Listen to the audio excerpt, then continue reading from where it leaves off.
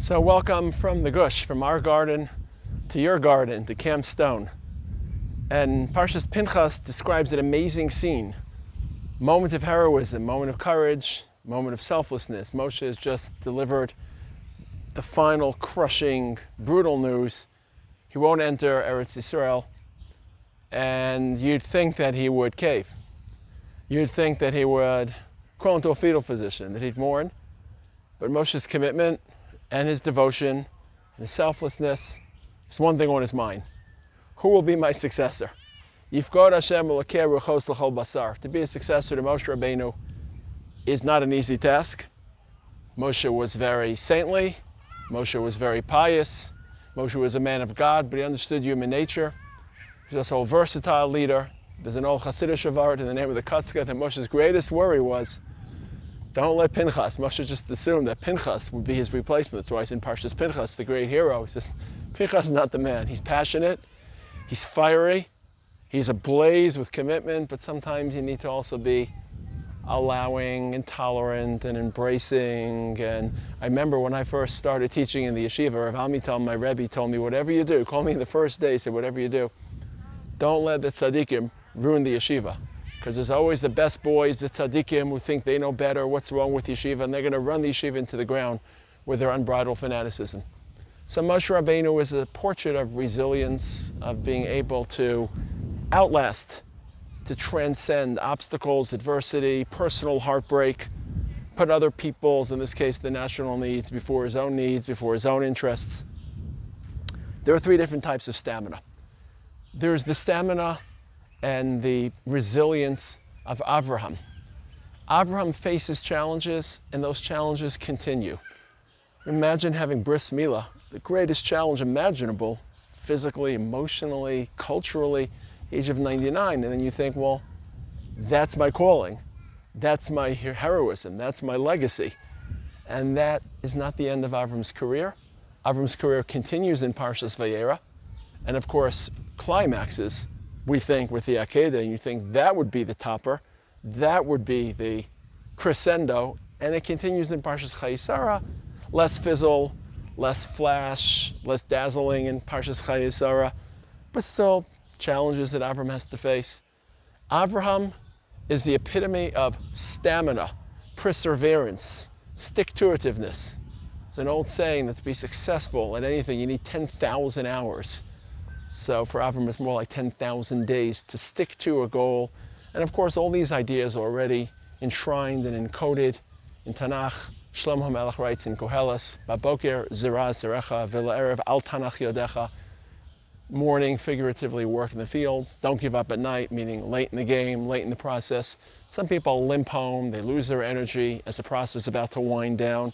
Avraham is the epitome of stamina, vigor, perseverance. That's just one type of resilience. There's another type of resilience, not in stamina, but in recoverability. When you face a rupture, when you face a crisis, when you've been heading to a certain really important part of your life and you overcome that obstacle, and then what happens afterwards? There are researches or studies done on gymnasts and other Olympians. This year there won't be Olympics, so I'll give a little credit to the Olympians, who dedicate 10, 15 years, and they're younger people, so this is most of their lives, to reaching a particular Olympic goal. And they reach that goal, and hopefully they win whatever medals they've been striving towards, and then what? And then how do you move on past it? And that's not the stamina of Avram, it's more the stamina of Yaakov, because Yaakov faces all these obstacles, and all this drama, and all these encounters, and he overcomes Esav. Then he overcomes Lavan, and he has to face Esav. Then he overcomes Esav, and then has to face people of Shechem who are abusing his daughter, and then overcomes that crisis, and then he just wants to have a quiet life of tranquility, sedentary lifestyle, big ish oso tzadik leishev b'shalva, and then it all goes south with Yosef and the simmering tensions. And even in the end of his life, when he finally retires to Mitzrayim, there are challenges in Mitzrayim that he's going to have to face. Maybe not personal challenges, but historical challenges that he has to partake in, that he has to participate in. So that's not the resilience of stick-to-itiveness and persistence. That's the resilience of recoverability. Sheva yipol tzadik v'kam. Shlomo HaMelech talks about this not in Koheles, but in Mishlei, about the 7 times that a tzadik falls. Sheva yipol tzadik v'kam. Winston Churchill once said, a very cute line, if you're walking through hell, keep going. If you're going through hell, keep going. Sometimes we go through hell or hellish situations. Keep going, find the inner strength, find the recoverability. That's the second type of resilience. Third type of resilience is a type of expectation that heightens anticipation. When you think that you will resolve an issue and you expect immediate short-term relief, and then you realize you're involved in a much longer process and the solution isn't going to be immediate. And I think it's what a lot of people are suffering with COVID. The expectations that are unfair and unrealistic, and you're expecting that the resolution will happen. Someone's going to just blow the COVID-19 whistle and say, everyone out of the pool. COVID-19's over. Everyone get back to your life. It doesn't really happen that way.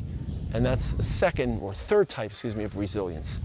So Moshe shows that resilience throughout his lifetime. Moshe is a little bit of Avraham, a little bit of Yaakov, a little bit is just sustaining, resilience, stick-to-itiveness. We like to call it in the yeshiva world, hasmada, to show stamina to a certain goal.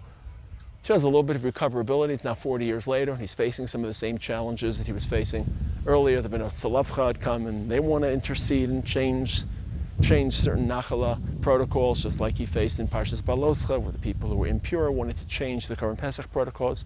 So Moshe displays a little bit of Avram, a little bit of Yaakov, and then in Parashat Pinchas he realizes that there are no short answers and immediate relief, and that's the third type of resilience.